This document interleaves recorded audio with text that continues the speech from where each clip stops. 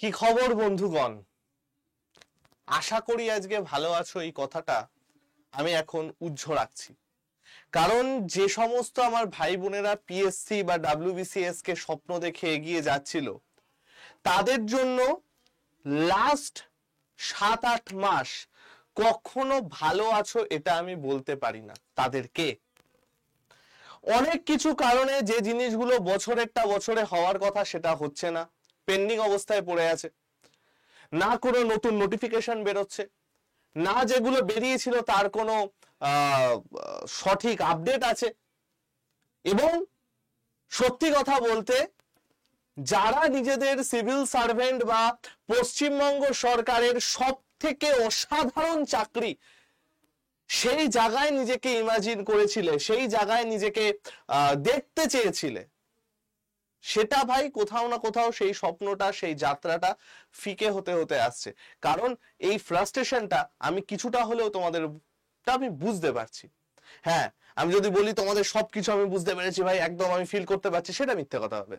কারণ তোমরা যে জিনিসটা ভাবছো, যে জিনিসটা মধ্যে দিয়ে যাচ্ছ, আমরা আউটসাইডার হয়ে সেটা পুরোটা কখনো ফিল করতে পারবো না। কিন্তু বিইং আ টিচার, এই কম্পিটিটিভ এক্সামে পড়ানোর দরুন কিছুটা হলেও সেটাকে আমরা বুঝতে পারছি।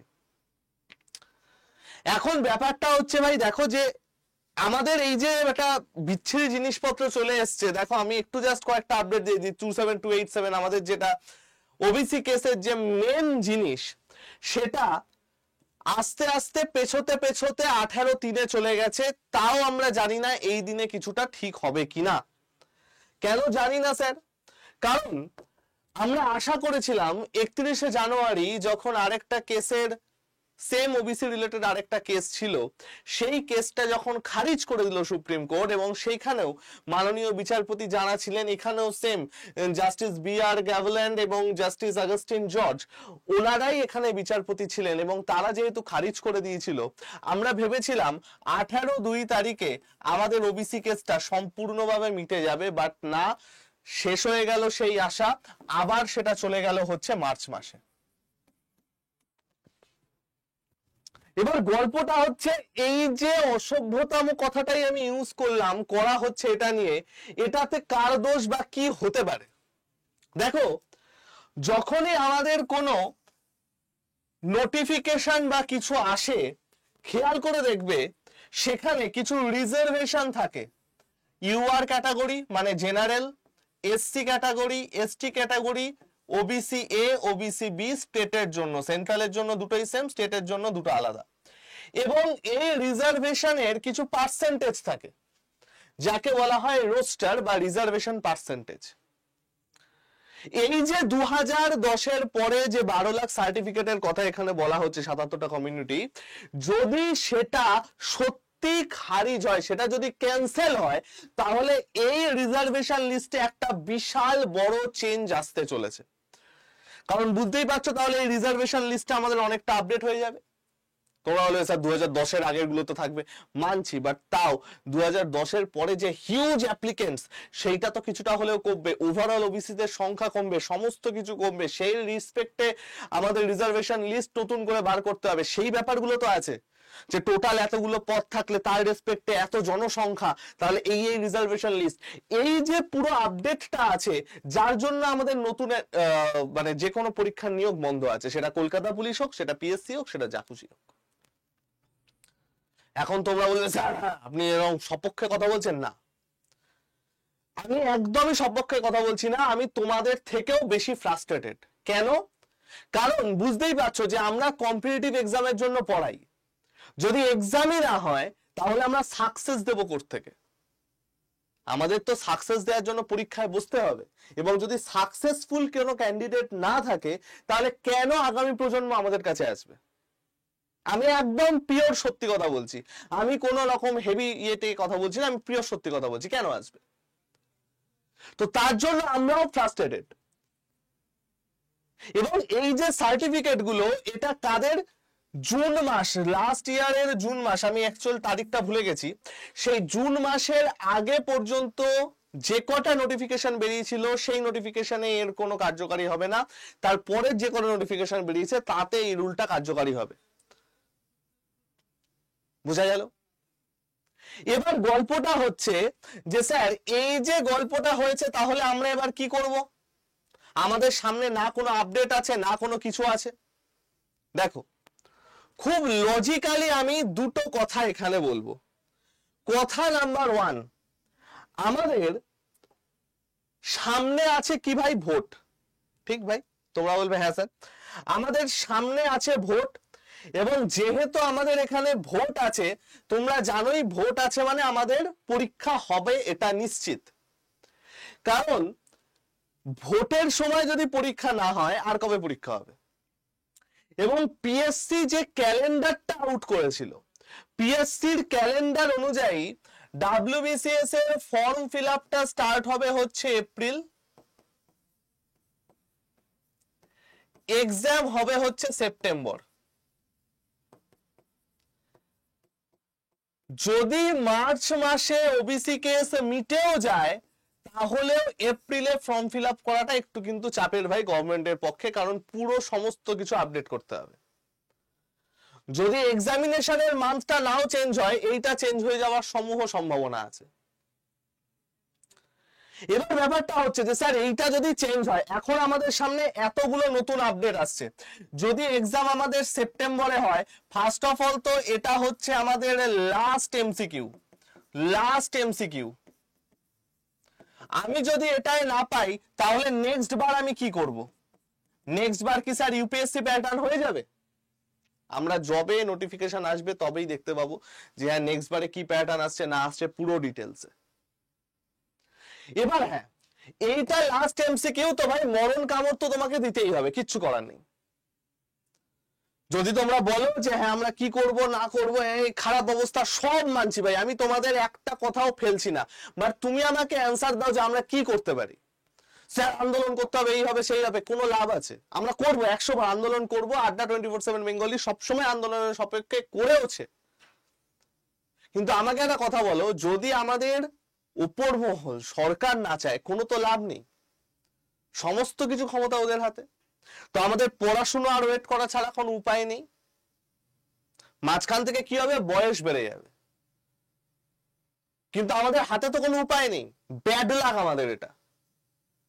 তো উপায় যখন নেই, আমাকে যে সুযোগটাই পাবো সেটাকেই আমার লাস্ট সুযোগ হিসাবে মানতে হবে।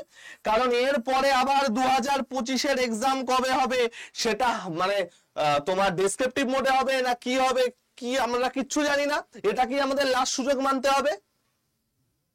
নট অনলি দ্যাট, আমি এটা বলছি তাদের ক্ষেত্রে যাদের বয়স ধরো 27+ কিংবা 30+, তারা এই ব্যাপারটার সাথে ভালো করে রিলেট করতে পারবে। এর থেকে ছোট যে ভাই বোনেরা আছো তারা পারবে না, কারণ তাদের হাতে অনেক সুযোগ আছে এখনো।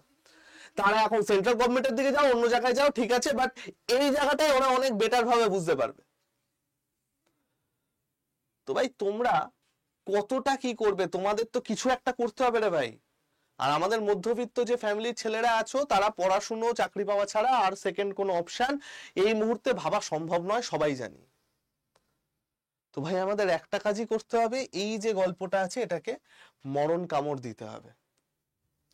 এবার যারা নেক্সট প্রিপারেশন নিচ্ছ তাদের জন্য তো আমরা নেক্সট ইয়ার ভাবতেই পারছি, এবং নেক্সট ইয়ারে ভাই তোমরা এমসিকিউ থাকুক, ডেসক্রিপটিভ থাকুক, যাই থাকুক সেটা পরের ব্যাপার, যাই হবে আমরা সেই হিসাবেই পড়াবো। তার জন্য ভাই কি করতে হবে? প্রিপারেশন যেটা আছে, প্রিপারেশনটা কিন্তু ভাই প্রপারলি চালিয়ে যেতে হবে। কারো কিছু মানে কিছু করে মানে কিছু করা সম্ভব না ভাই, পুরো সম্পূর্ণ প্রিপারেশনটা ভালো করে চালিয়ে যেতে হবে। যেরকম ভাবে পড়ছিলে, বিশেষ করে হিস্ট্রি ফিস্ট্রি এগুলো তো আরো বেটার ভাবে পড়তে হবে, ম্যাথামেটিক্স এখন অনেক বেটার ভাবে পড়তে হবে, কারণ তোমাদের লক্ষ্য খালি প্রিলিমস নয়, তোমাদের লক্ষ্য হচ্ছে মেন্স, তারপরে ইন্টারভিউ আছে। সমস্ত দুর্নীতি খারাপ সময় একদিকে, কিন্তু নিজের চাকরিটা একদিকে ভাই। যখন তোমার হাতে কোনো অপশন নেই, আমি জানি এই মুহূর্তে নিজেকে স্থির রেখে নিজের সমস্ত ফ্রাস্ট্রেশন এক জায়গায় রেখে পড়াশুনো করা বিভৎস চাপের। তোমরা অনেকে অনেক রাগ মাথায় আছে, তোমরা আমার কমেন্ট সেকশনে দাও যা তা বলো, তাতে যদি তোমাদের রাগ কমে তোমরা তাই করো, সেটাই কোনো অসুবিধা নেই। কিন্তু ভাই আমি হাত জোর করে রিকোয়েস্ট করছি, নিজের প্রিপারেশনটাকে এই খারাপ পরিস্থিতি, এই এত বাজে অবস্থার জন্য নিজে যে স্বপ্নটাকে দেখেছিলে সেই স্বপ্নটাকে ফিকে হতে যেও দিও না। তোমার বয়স বেড়ে যাচ্ছে, সব মানে হয়তো একদম লাস্ট পর্যায়ে চলে এসছো, তাহলে আমার তোমার কাছে বলার মতো কোনো শব্দ নেই। বাট যাদের হাতে অ্যাটলিস্ট সময় আছে তারা প্লিজ নিজের এই স্বপ্নটাকে একদম পুরো মিশে যেতে দিও না ভাই। এটা একটা লড়াই। নিজের প্রিপারেশনটাকে ঠিকঠাক করে রাখো, ভালোভাবে রাখো, এবং আশা করব সমস্ত কিছু মার্চ মাসেই ঠিক হবে। যাই হোক, প্রিপারেশনটা ভাই চালিয়ে যেও যারা করছিলে, যারা অলরেডি কোথাও থেকে প্রিপারেশন নিচ্ছ বা অন্য কোথাও ভর্তি হয়েছো, প্রত্যেকে সেই মেটেরিয়াল গুলো ভালো করে পড়ো, মক টেস্ট দাও আমাদের থেকে, আমাদের চ্যানেল থেকে ক্লাস করো, আমাদের এই যে চ্যানেলটা আছে WBCS টপার তোমরা সাবস্ক্রাইব করে রাখো, এবং প্রত্যেকে প্রিপারেশনটা ভালো করে নাও।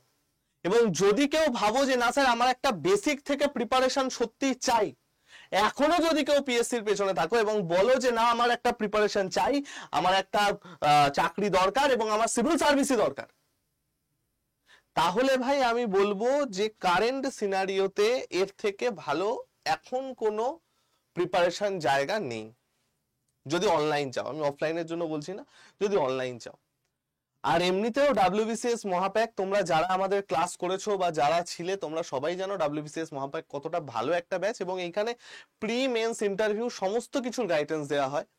14খানা হার্ড কপি বই তোমার বাড়িতে চলে যাওয়া হয়, একদম এরকম একটা set, pre mains related set পুরো।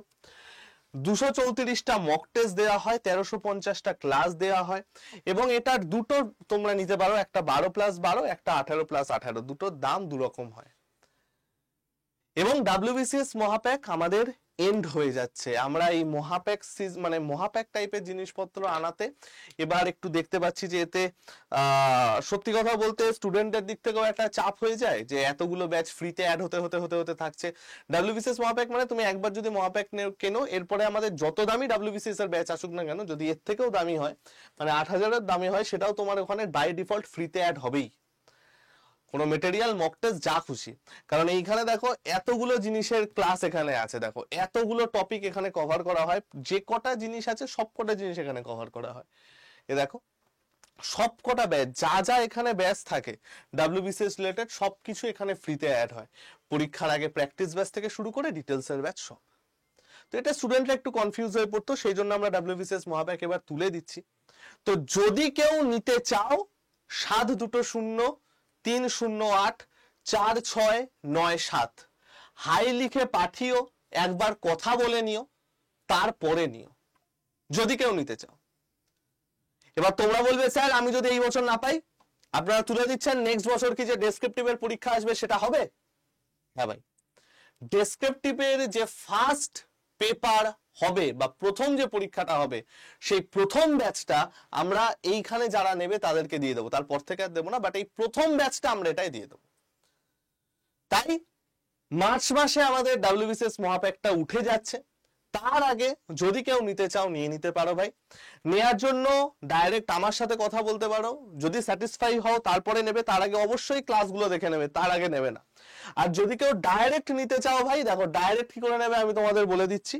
এখানে দেখো অ্যাপ খোলার পর নিচে, আমি এখানটায় যদি অফ করি তাহলে তোমরা দেখতে পাবে,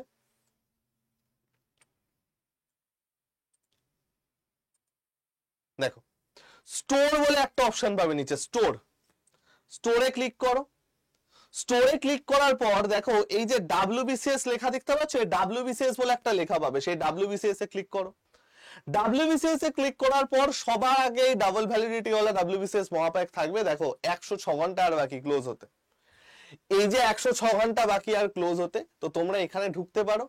এটা ঢুকে দুটো ভাবে কিনতে পারো, হয় 36 মাসের জন্য কিনতে পারো, তাহলে 8300 এর উপর ডিসকাউন্ট আছে, না হয় তোমরা 24 মাসের জন্য কিনতে পারো, তাহলে 7000 টাকা পড়বে। যেটা ইচ্ছা করতে পারো, কোনো অসুবিধা নেই। কেনার জন্য কি করতে হবে, এইখানে যে দামের পাশে সি অফার্স বা মোর অফার্স থাকবে সেখানে ক্লিক করবে।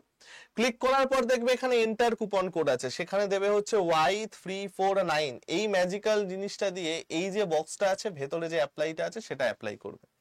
করার পরই দাম হয়ে যাবে হচ্ছে 7217। আর যদি কেউ 36 মাসের জন্য চাও, যদি কেউ 36 মাসের জন্য চাও, 36 মাসের জন্য এই দামটা পড়বে হচ্ছে, যদি তুমি সেম কোড Y349 ইউজ করো তাহলে দামটা পড়বে 8110। তারপরে বাই নাওতে যাবে, বাই নাওতে যাওয়ার পর তোমার এইরকম একটা পেজ খুলবে যেখানে তোমার নাম, মোবাইল নাম্বার, পিনকোড এবং পুরো অ্যাড্রেস দিতে হবে, কারণ সেইখানে আমরা 14টা বইয়ের পুরো হার্ড কপি বই পাঠাবো। তারপরে কন্টিনিউ করলে একটা আই কনফার্মের বাটন আসবে, আই কনফার্মে ক্লিক করবে, তারপরে পেমেন্ট করলেই তোমার কেনা ডান। ঠিক আছে ভাই? বই যেতে 10 থেকে 12 দিন সময় লাগবে, এবং যদি মেন্স পাস করে যাও ইন্টারভিউ এর গাইডেন্স সম্পূর্ণ ফ্রিতে মক ইন্টারভিউ দিয়ে করা হয়। ক্লিয়ার? এই চলে গেল সমস্ত কিছু ব্যাপার। বাকি সবাই সাবধানে থেকো, সুস্থ থেকো, শরীর ফরীর ঠিক রেখো, এছাড়া তো আর কিছু বলতে পারি না। নিজের যুদ্ধ যেটা শুরু করেছো সেটা এগিয়ে যাও। কারো কোনো প্রশ্ন থাকলে আমায় জানিও। চলো, টাটা।